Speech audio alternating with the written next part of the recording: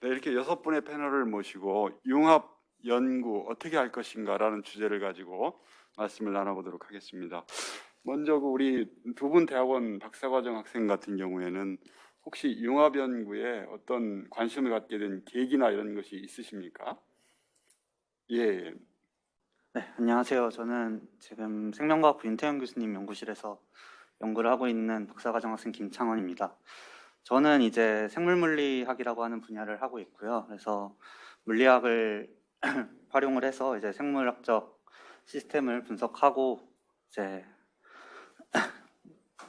분석하는 이제 연구를 하고 있는데요. 제 처음에는 이제 학부 시절에는 물리학을 전공을 했습니다. 그래서 물리학을 전공을 했고 이제 전통 물리학을 할 수도 있었는데 물리학의 이제 다양한 다른 분야들을 관심을 갖게 되다가 이제 운 좋게 이제 생물물리학이라는 분야를 접하게 되고 이제 연구를 시작하게 되었는데요.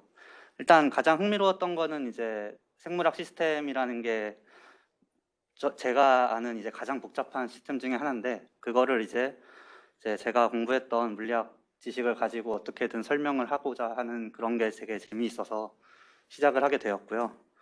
네, 그렇게 이제 시작을 하다가 이제 하다 보니 이제 여기까지 오게 되어서 지금 연구를 하고 있고요. 네, 감사합니다. 네, 물리학을 공부하고 그것을 바탕으로 해서 생물학 쪽으로 영역을 확장해서 생물 물리학을 하셨다고 얘기를 들었습니다. 근데 특별한 계기가 있으셨습니까? 아, 이거 해봐야 되겠다는. 네. 사실 제가 이제 대학원에 이제 진학할 시기가 되었을 때 사실은 세부 전공을 정하지 못했었는데요. 그래서 근데 이제 전통 물리학 보통은 이제 광학 혹은 고체 물리라고 불리는 이제 물리학은 이제 해봤을 때 약간 이제 저한테는 흥미롭지 않더라고요. 그래서 다른 이제 그 외의 분야를 찾다가 전산을 바탕으로 하는 물리학도 있었고 이제 생물 물리학이 있었는데 두 가지 과목을 듣고 나서 이제 생각을 해봤을 때 이제 생물 물리학이 되게 굉장히 흥미로웠습니다. 그래서 제가 이제 몰랐던 일단 시스템을 다루는 것 자체가 일단 흥미로웠고 그리고 이제 생물학이라는 사실은 어떻게 보면 너무 복잡해서 못 풀 줄 알았던 이제 시스템을 이제 풀어 나가서 이제 설명을 하는 걸 보고 이제 거기에 굉장히 흥미를 느껴서 시작을 하게 되었습니다. 어떤 특정한 수업을 통해서 상당히 낚인 케이스가 아닌가 싶습니다만. 그러면 비슷한 질문을 우리 서정은 박사과정 선생님한테 한번 드려보겠습니다. 제가 알기에는 서정은 선생님은 미술, 예술, 교육, 철학 등 많은 영역을 통합, 결합, 융합을 하고 있는 것으로 알고 있습니다. 혹시 계기가 있으십니까? 네, 저는 지금 교육학과에서 곽덕주 교수님과 교육 철학을 공부하고 있는 박사과정생 서정은이라고 합니다. 저는 이제 예술교육 철학이라는 분야에 관심을 가지고 공부를 하고 있는데요. 저는 이제 학부 전공을 순수미술 서양화를 하였고, 그리고 졸업 후에 이제 예술교육에 관련된 기관에서 조금 일을 하고, 그리고 학생들에게 미술을 가르치는 일을 이제 좀 안팎으로 하다 보니까 이제 현장에서 제가 가지고 있었던 그런 문제의식들, 그러니까 미술교육, 예술교육 같은 것들을 어떻게 하면 조금 더 잘 실천할 수 있을 것인가라는 이제 문제의식을 갖게 되었고요. 자연스럽게 이제 그 문제의식을 해결하기 위해서 석사과정에서 미술교육을 공부를 하고 그리고 그 미술교육이라는 학문 안에서도 또 제가 가지고 있는 문제의식을 해결하지 못할 것 같다는 생각을 받아서 박사과정에서 이제 교육학으로 이제 전환을 하면서 교육 철학이라는 분야를 통해서 조금 근간에 대한 어떤 고민들을 함께 해야겠다는 생각 때문에 이제 이 융합적인 연구를 하게 되었습니다. 상당히 흥미롭게 들었습니다. 현장에서 문제의식을 갖게 됐고 그 문제를 해결하기 위해서는 하나의 학문 분야 가지고는 절대 해결할 수 없었기 때문에 다양한 학문적 시각을 결합하려는 노력을 스스로 해오신 것으로 이해가 됩니다. 이게 우리 학생들뿐만 아니라 교수님들도 처음에는 한 학문으로 출발을 하셨습니다만 진행이 되면서 여러 학문 분야를 아우르게 되는 게 현실이고 그렇게 해야만이 사실상 좀 뛰어난 성과가 나올 수밖에 없는 것 같습니다. 그런 점에서 교수님들께서는 혹시 융합적 연구를 언제 어떤 계기로 관심을 가지셨는지 또 최근에 수행하고 계시는 융합 연구가 있다면 어떤 것이 있고 어떤 방식으로 융합을 하고 계시는지 주로 이런 질문들이 아마 청중으로부터 많이 나온 것 같습니다. 그래서 교수님들께 관심을 가지신 계기 또 최근의 융합 연구 사례 또 융합 연구에 대한 접근 방법 이런 것들을 좀 간단하게 말씀을 들어보도록 하겠습니다. 혹시 박태현 교수님께 먼저 말씀을 드려. 예, 안녕하십니까. 저는 공과대학 화학생물공학부에 있는 박태현입니다. 이 융합연구라는 융합이라는 키워드가 아마도 이렇게 대두되게 시작한 게 뭐 한 10년 남짓 이렇게 되지 않나 싶습니다. 그러니까 그 전까지는 뭐 사실 이런 개념이 있긴 있었지만 그 관심을 갖지 못했던 거가 자기 전공 분야만 열심히 해도 어느 정도 경쟁력을 갖추고 그런 상황이 아니었나 싶습니다. 이 융합이라는 것도 굉장히 여러 가지 관점에서 볼 수 있지만 저는 이제 공과대학에 있으니까 과학 기술적인 측면을 어떻게 보면 제 머릿속엔 거기에 이제 중심이 돼서 생각을 하고 있지 않나 그런 생각은 듭니다만 그러니까 지난 한 200년의 과학 기술의 발전은 주로 이런 그 물리학하고 화학에 기반을 둔 이제 테크놀로지가 많이 발전을 했고 1980년대 이후부터 이제 바이오가 이 바이오 테크놀로지로서의 면모를 보이면서 굉장히 급속도로 발전을 하기 시작을 했습니다. 그러면서 과거에는 자기 학문만 해도 충분히 경쟁력을 갖추고 있는 그런 시대였던 것 같아요. 이게 만약 과학이 그렇게 많이 발전하지 못해왔기 때문에. 근데 이제 엄청나게 발전하고 여러 대가들이 나타나서 그 분야를 확 쓸고 가면은 그 좀 뒤에 있는 사람들은 별로 먹을 것도 없고 거의 아인슈타인 같은 사람이 가면은 비슷한 거 해갖고 빛도 못 보고 이런 상황들이 이제 쭉 좀 발생을 하다가 여태까지 전통적인 사고는 자기 분야에서 저 또래만 하더라도 아니면 선배님은 또래는 특히 자연되는 그런 컨셉이 많은 것 같아요. 자기 전공 분야를 조금 이렇게 벗어나면 굉장히 그 배신을 했다든가 정도를 걷지 않는 선비로서의 이탈을 했다든가 그런 전통적인 컨셉이 좀 있지 않았나 싶은 생각이 드는데 그게 이제 조금씩은 바뀐 거죠. 내가 하는 것만 가지고 이 세상에서 경쟁력을 갖기는 녹록지가 않구나. 그런데 남이 하는 걸 좀 섞어봤더니 의외로 쉽게 경쟁력을 가질 수가 있겠구나. 그런 걸 이제 깨닫기 시작을 하면서 내가 하고 있는 것만 고집할 필요가 없이 남이 하고 있는 걸 같이 융합을 하면은 내가 하는 것만 가지고 하는 거를 노력을 100배, 1000배 하는 것보다 굉장히 쉽게 새로운 경쟁력을 갖출 수 있겠구나라는 걸 이제 깨닫기 시작하면서 융합이라는 키워드들이 등장을 했고 그런 사례들이 곳곳에서 보이기 시작하지 않았나 그런 생각이 듭니다. 굉장히 간단한 예로 이 스티브 잡스가 아이폰을 만들고 발표회를 하는데 스티브 잡스가 얘기를 합니다. 이 아이폰은 세 가지 주요 컴포넌트로 구성이 되어 있는데 하나는 MP3, 그다음에 폰, 그다음에 인터넷 이 세 가지가 결합되어 있는 겁니다라고 발표를 하는데 그 세 가지 컴포넌트 어느 하나도 스티브 잡스가 새로 만든 게 없는 거예요. MP3는 음악 듣는 디바이스인데 그거 세계 최초로 대량 생산 체제를 갖춘 게 대한민국에서 제일 먼저 갖췄고 폰, 전화기는 스티브 잡스 태어나기 전부터 사람들이 사용을 했고 또 인터넷도 그 당시에 쓸만한 사람들 전 세계 사람들이 다 쓰고 있는 거예요. 그러니까 그 하나하나는 스티브 잡스가 새로 만든 것도 아닌데 스티브 잡스가 한 일은 그거를 엮어갖고 손바닥 위에 올려놓은 일을 했더니 이 세상에 없는 게 태어난 거죠. 이게 굉장히 융합의 힘을 단적으로 나타내는 거 아닌가 싶은데 그래서 스티브 잡스가 말씀하시기를 creativity, 이 창의력이라는 것은 creativity is just connecting things. 있는 것들 엮어놓는 게 나는 창의력이라고 생각하는데 이게 스티브 잡스의 얘기인데 저는 그 문장 하나가 융합의 중요성, 필요성, 경쟁력 그걸 다 담았다고 생각을 합니다. 그러니까 널려 있는 것들만이라도 묶어놓지만 가치를 창출할 수 있게 묶어놔야지 되는 거 아닌가. 그런 점에서 이제 그런 사례들도 나타나고 그거의 중요성을 사람들이 곳곳에서 깨닫기 시작하면서 이런 것들의 필요성이 대두되고 그 전까지는 융합한다는 게 그렇게 쉬운 일도 아니고 또 굉장히 귀찮은 일이죠. 물리라는 학문을 하다가 생물이라는 거 하면은 보케뷸러리 뭐 도대체 랭귀지가 되질 않기 때문에 읽기가 너무 힘든 거죠. 아마 저기 우리 대학원생 그랬을 것 같은데 저도 사실은 언더 때까지는 바이오라는 과목을 한 번도 수강해 본 적이 없는데 제가 지금 바이오 관련 연구를 하고 있는데 그런 과정을 거쳤거든요.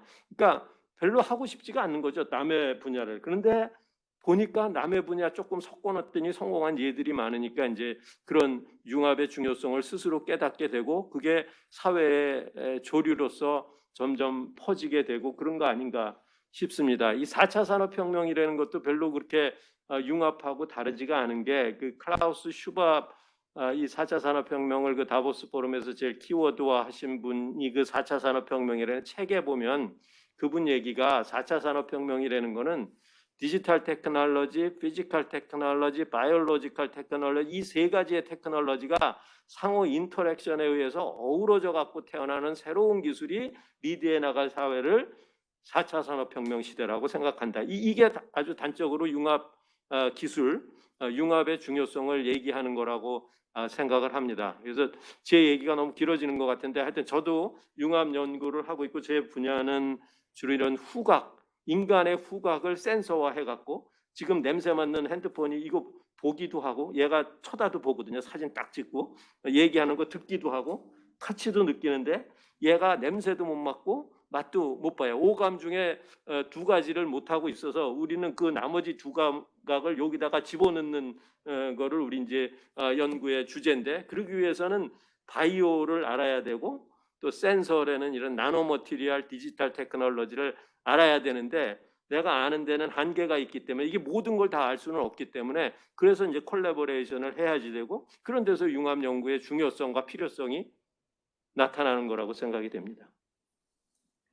네, 감사합니다. 아마 다른 분야의 학문적 지식이나 그분들의 경험 같은 것을 콜라보레이션을 통해서 함께 활용하면서 시너지가 나오는 게 아니냐, 뭐 이런 말씀을 중심으로 해주신 것 같습니다.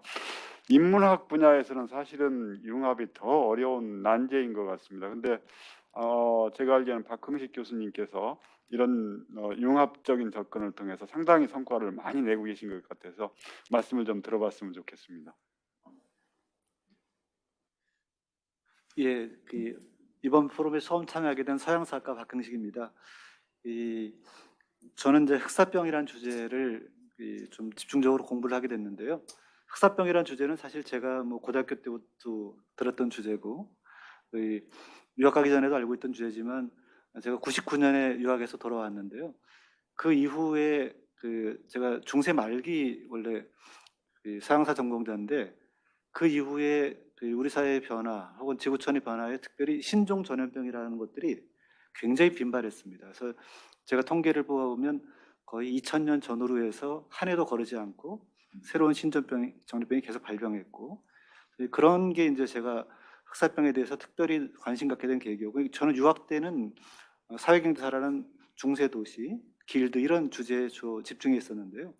유학 갔다 와서 공부하다 보니까 특별히 제가 공부했던 전공 범위에 흑사병이라고 하는 사건이 있는데 그것을 좀 새롭게 해석할 수 있는 그런 지점들이 좀 있겠다라는 생각을 일단 하게 됐고요.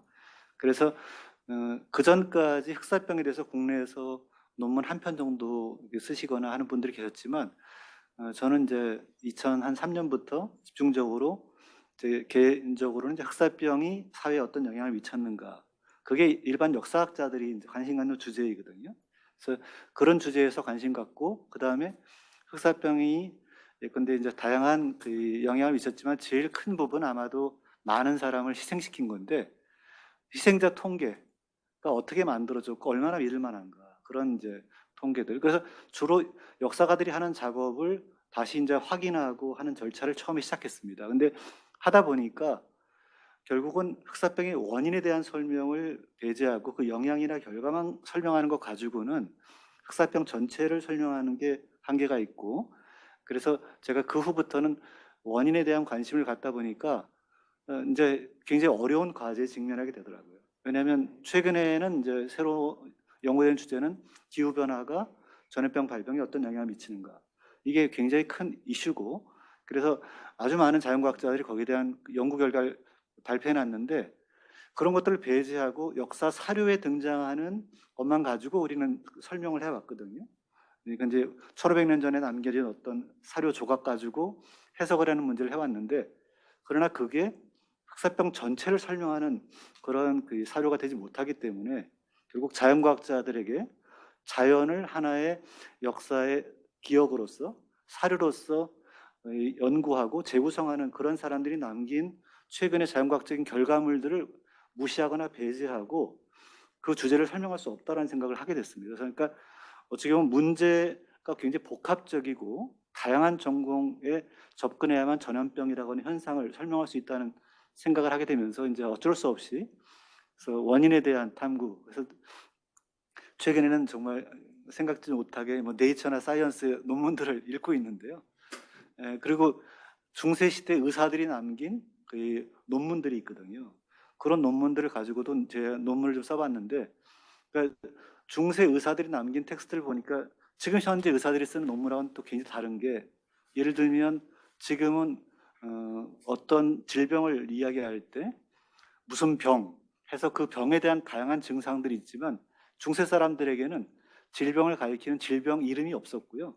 증상만 설명하는 그런 텍스트들이 있었거든요. 그러니까 전염병에 대한 설명 자체가 21세기와 15세기, 14세기는 전혀 다른 패턴과 내용을 갖고 있어서 거기에 적응하는 게 상당히 어려웠고, 그러나 그런 과정을 통해서 제가 흑사병에 대해서 한 10편 넘는 논문을 쓰게 됐는데, 결국은 흑사병이 종기에 어떤 영향을 미쳤는가, 혹은 당대 의사들은 이것을 어떻게 분석했고 어떠한 자연과학적 이론들이 거기에 가미됐는가, 이런 것들을 포함해서 전염병의 다양한 현상, 그러니까 흑사병이란 주제 전체를 설명하기 위해서는 불가피하게 제가 평소 하던 사회경제사라는 영역을 넘어서서 다른 주제에 관심을 확장하지 않을 수 없고, 그래서 그 과정에 이제 굉장히 많은 시행착오, 어려움들을 겪었지만 아무튼 지금까지는 어느 정도 해왔다는 생각이 들고요.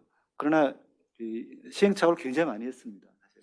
이제 불가피하다는 생각이 들고, 또 역사학은 기본적으로 특히 한국에서의 상황은 혼자 연구하는 게 일반적인 관행으로 되어 있으니까 제가 그 자료를 가지고 누구에게 물어볼 사람이 별로 없어요. 의학자들은 최근에 전염병에 관심이 있지 지금부터 1500년 전에 혹은 500년 전의 전염병에 전혀 관심이 없거든요. 그건 연구비도 받을 수 없는 주제들이고, 그러니까 그런 문제를 풀기 위해서는 상당히 어떤 난제들이 있지만, 그러나 그런 과정을 제 관심사에 따라서 좀 포괄적으로 확장하다 보니까 좀 이제 그 주제를 공부하는 사람이다라는 어떤 그 평가를 받았던 것 같습니다. 예.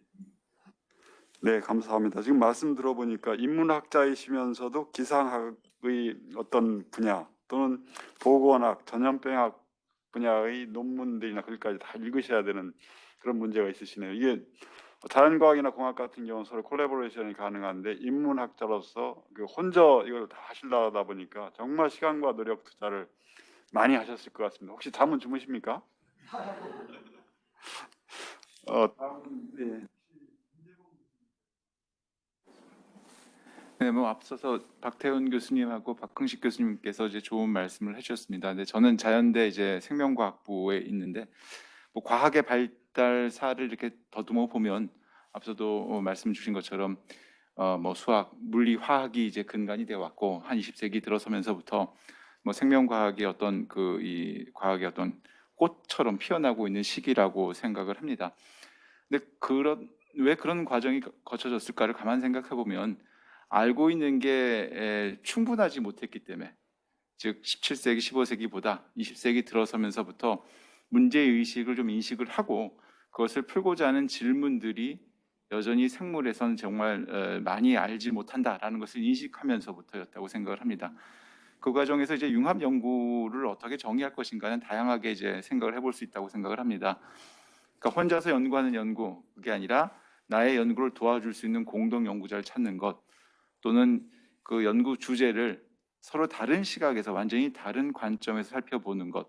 앞서 뭐 박흥식 교수님께서 말씀하신 흑사병의 예도 마찬가지로 인문학적인 측면, 역사학적인 측면, 사회과학적인 측면 여러 가지들이 있을 수 있는데, 제 경우로 그냥 국한해서 살펴보자면 저는 생물 중에서도 이제 에너지 대사, 지방 조직을 중심으로 한 에너지 대사를 연구하고 있습니다. 그래서 제가 종종 지방 조직 얘기를 하면 왜 서울 연구 안 하고 지방 연구했냐 이런 농담을 하시는 분도 계시는데요.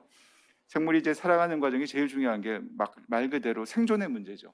에너지를 어디서든 받아야 되고 만들든지 흡수하든지, 그리고 생존을 오래 하기 위해서는 그걸 저장하는데 저희 같은 포유동물은 이제 지방 조직을 가지고 있습니다. 그런 관점에서 저한테는 지방 조직이 굉장히 흥미로운 연구의 대상인데, 그것을 이해하는 것을 확장하자니 굉장히 많은 데이터들을 얻을 수밖에 없었고요. 많은 데이터가 필요했고, 많은 데이터를 얻기 위해서 다양한 시도를 해야 했다고 생각을 합니다. 그래서 제 개인적인 경우로는 뭐 흔히 얘기하는 빅데이터라고 일컬어지는 생물정보학 연구하시는 분들, 또 지방 조직에서 일어나는 다양한 유전자의 발현 변화를 이해해야 되기 때문에 소위 이 유전자 발현 조절과 관련되어 있는 이것을 좀 단순한 모델 시스템도 좀 필요했고요. 그러니까 즉 뭐 예를 들면 저희 같은 포유동물이 아니라 뭐 선충이라든지 다른 동물 시스템들을 활용하는 것도 필요했고, 그런 관점에서 연구 주제를 선정하고 그 주제의 이 가장 적합한 문제를 해결해 주실 수 있는 분들을 많이 찾았던 것 같습니다. 다만 이제 그분들과 얘기할 때 가장 저한테 이제 중요했다고, 그리고 제 경험상 어려웠던 부분은 그분 공동 연구를 하시는 연구자들 또는 융합 연구를 할 수 있는 분들과 만나기 위해서 제 문제를 다듬는 일이었다고 저는 생각을 합니다. 근데 제 문제가 아니라, 물론 이제 저희 같은 특히 이제 이공계 쪽은 대학원생들하고 같이 연구를 많이 하게 되는데, 그 친구들과 계속 문제가 명료하고 가다듬어져야 조금 더 수월한 공동 연구 또는 융합 연구가 가능했다라는 기억이 나고요. 특히 이제 복잡하다, 어렵다라는 것만으로는 공동 연구는 참 어렵다라는 생각을 했고, 제가 궁금해하는 것이 무엇인지, 저희가 궁금해하는 것이 무엇인지, 그럼 그 문제를 나랑 공동 연구하는 융합 연구하는 사람이 이해할 수 있는지 그 랭귀지로 바꿔주는 작업이 충분해야 그 연구가 좀 더 이렇게 뭘까요? 소위 원하는 바의 목적들을 좀 이룰 수 있었다라고 생각을 합니다. 특히 이제 그 결과를 이제 살펴보게 되면 개인적으로는 저희가 가지고 있는 이해의 정도가 한계를 가지고 있기 때문에 다양한 전공 영역에서 어프로치 하시는 분들의 확장된 해석, 저희는 예를 들면 코끼리의 코만 보고 있었는데 그분들은 코 말고 옆에서 돌려보면 꼬리도 있습니다, 내지는 다리도 있습니다라는 아이디어 제시와 의견 제시를 통해서 내용이 조금 더 이렇게 뭐랄까요, 확장이 될 수 있었고 이해도가 조금 더 포괄적일 수 있어서 기초과학에서 얘기하는 질문, 그 질문을 어떻게 잘 전달할 것인가, 그걸 통해서 많이 저도 배웠고, 또 그런 그 이제 호기심이죠. 호기심을 잘 읽어가는 게 과학에서 무척 중요하다, 그런 경험을 했었습니다. 지금 김재분 선생님 말씀을 들어보니까 서로 다른 영역 간의 랭귀지를 어떻게 서로 맞추느냐 하는 게 정말 쉽지 않아 보입니다. 어떻게 서로 다른 영역 간의 랭귀지를 맞춰가셨는지 그 노력을 하신 걸 사례를 좀 들어서 설명해 주시면 더 감사하겠습니다. 그래서 뭐 그냥 제 경험이어가지고 국한적일 수밖에 없습니다만, 아까 박흥식 교수님 하셨던 그 작업을 좀 해야 되는 것 같습니다. 제가 아는 걸 저는 표현할 수가 있는데 그분이 알아들을 수 있느냐, 이 부분이 제일 어려웠던 것 같고요. 복잡한 내용일수록 좀 단순화시키는 거, 그리고 더 중요한 건 관심을 좀 얻어야 됩니다. 나는 궁금한데 이분도 궁금하도록 만들어드려야 이분도 적극적으로 공동 연구를 하실 수 있다라는 생각을 하기 때문에, 나의 복잡함, 나의 궁금함, 나의 좀 소위 이 뭐랄까요, 호기심을 이분도 같은 호기심으로 받아들일 수 있도록 눈높이를 맞추기 위해서 뭐 다른 영역 모르는 랭귀지지만 같이 공부할 수 있도록 좀 요청도 드렸고, 저도 좀 공부를 했고, 아까 박 교수님께서는 서양사학자이시지만 네이처 사이언스 같은 전문 과학지도 이제 보시면서 연구하시고 공부하신다는 것처럼 저의 질문을 다른 분도 같이 당신의 질문으로 만들어드리기 위해서 그분들의 생각은 어떨까? 그분들은 무엇을 관심을 가지고 있을까? 그분들은 왜 이걸 궁금해하지 않았을까? 뭐 이런 걸 조금 역으로 생각해, 역지사지였죠, 일종의. 그 과정을 좀 취해보았던 것 같습니다. 네, 감사합니다.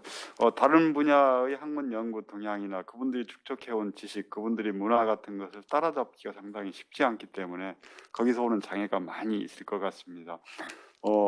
단독 연구하는 것보다는 그만큼 많은 노력과 시간 투자가 필요하다는 말씀으로 이해가 됩니다. 감사합니다. 임도빈 교수님께서는 사실은 이제 학부 전공하고 대학원 박사 전공하고 많이 좀 다르신 것으로 제가 알고 있습니다. 그래서 아마 거기서 오는 쇼크도 상당히 많으셨을 것 같고 나름대로는 잘 적응을 하셔서 오늘날 이렇게 그 저명한 학자의 반열에 서셨습니다. 그래서 그 과정에 어떤 어려움이 있으셨는지 이런 말씀을 좀 여쭤보고 싶습니다. 네, 행정대학원의 임도빈입니다. 제가 연구하는 분야 중에 하나가 사실은 서울시청 조직, 그 시의회, 지방 조직이 제 전공인데 경쟁자가 하나 또 있는. 제가 융합 연구를 한다는 게 융합이란 말은 왜 나왔을까? 그 원인을 찾은다면은 사실은 인간이 만든 학문 경계 때문에 그런 것 같아요. 그러니까 그 중세 시대 때 그 대학이 생길 때는 되게 신학에서부터 시작해가지고 그 교양 그 핵심 교양 7개 분야로 이렇게 분야가 왔잖아요. 그래가지고 이제 여러 이제 그 학문 분야들이 나름대로 한 것을 파야 전문화가 되니까 그렇게 해온 것 같은데요. 이제 사회과학 입장에서 본다면 제가 이제 사범대학 사회교육과를 나왔는데요. 이제 우리가 나오면은 정치, 경제, 사회, 문화 선생님의 교사를 하는 그런 겁니다. 그래서 저는 그때부터 융합을 한 것 같은데 정치학도 조금 공부하고 경제학도 공부하고 사회학도 공부하고 뭐 법학도 공부하고 근데 학교 다닐 때 불만은 뭐였냐면 뭐 하나를 깊이를 몰라요. 그냥 그 과에서 하는 핵심 저거만 개론하고 그 정도만 들었었어요. 그래서 늘 불만이었는데 하필이면 또 어떻게 하다 보니까 정부 부분에 관심이 있어가지고 대학원에 왔거든요. 이게 행정대학원에 오니까 행정대학원 행정학 자체가 또 인터디스플리너리한 거라서 정치학, 경제학, 사회학 이런 심리학 이런 것을 그 기초로 해서 정부가 어떻게 잘 돌아가게 하냐 이걸 연구를 하더라고요. 그러니까 또 기초 공부할 시간이 또 없더라고요. 그냥 응용도 이렇게 하는 거죠. 그리고 이제 나중에 유학 가서는 이제 프랑스에 그 행정학이 없더라고요. 그래서 사회학을 냈습니다. 거꾸로 그때 계속 관심이 있어가지고 이제 사회학을 이렇게 공부했는데 박사들 때 사회학 박사를 받고요. 근데 지금 와서 이렇게 생각을 해보면은 정말 저는 행운이다 이렇게 생각을 합니다. 뭐냐면은 이제 우리 그 같은 학자들, 우리 그 같은 분야 이런들은 이제 학부를 이제 경제학을 하신 분도 있고 정치학분도 하시는 분도 있는데 이렇게 대화를 하다 보면은 그분들은 역시 정치학 공부한 사람 경제학 하는 얘기 잘 못 알아듣는 것 같더라고요. 저는 대충 무슨 얘기하는지는 다 알아듣거든요. 그래서 그 학문적 경계가 있었음에도 불구하고 저는 과전공 때문에 억지로 융합 연구를 좀 할 수밖에 없었던 거고요. 거꾸로 이제 융합부터 해서 이제 응용으로 갔다가 다시 사회학으로 이렇게 돌아온 이런 케이스입니다. 근데 굉장히 저는 그게 마치 크게 처음에 계획을 했던 것처럼 이제 이거보다 더 베스트 저거는 없다. 저는 이렇게 생각합니다. 그래서 이렇게 너무 인간이 만든 학문 경계 갖고 거기에 구속받을 필요는 저는 없다고 생각합니다. 우리를 얼마든지 학생 입장에서도 왔다 갔다 할 수 있다고 보고요. 그다음에 이제 영암 연구한 그러면 사례를 한번 얘기해봐라 해가지고 지금 생각을 해보니까 제가 한 10년 전부터 뭐를 했냐면 시간에 관심이 있었어요. 타임. 시간에 관심이 생기더라고요. 뭐냐면 정부 얘기, 사회에 들어가는 얘기하면 다 시간이더라고요. 그래서 한국 시간학회를 만들었고, 그래서 우리 이제 자연과학 하시는 물리학자들, 화학자들, 특히 음악, 미술하는 분들하고 다 이렇게 세미나를 했어요. 그래서 엄청 저는 그게 재밌더라고요. 즐겁고, 그리고 그런 어떤 하나의 개념으로 이제 다른 학문 분야에서는 전부 다른 얘기를 하는데 사실 비슷한 얘기를 다른 개념을 쓰기도 하더라고요. 그래서 그게 엄청 재미있었고 지금도 계속 지금 하고 있습니다. 그래서 예를 들면 지금 IT, AI 이런 것도 사실 보면은 그 스마트폰 이런 것이 우리가 시간을 그냥 실시간으로 이제 통제를 해버리는 거잖아요. 그러니까 시간이라는 관점에서 본다면은 그동안 보이지 않던 부분이 다 보이는 것 같아요. 그래서 융합이라는 것은 우리가 할 수 없이 하는 부분도 있고 억지로 하는 것 같은데 너무 어렵게 생각할 필요 없고요. 그냥 학생들이 하면 된 것 같습니다. 네, 감사합니다.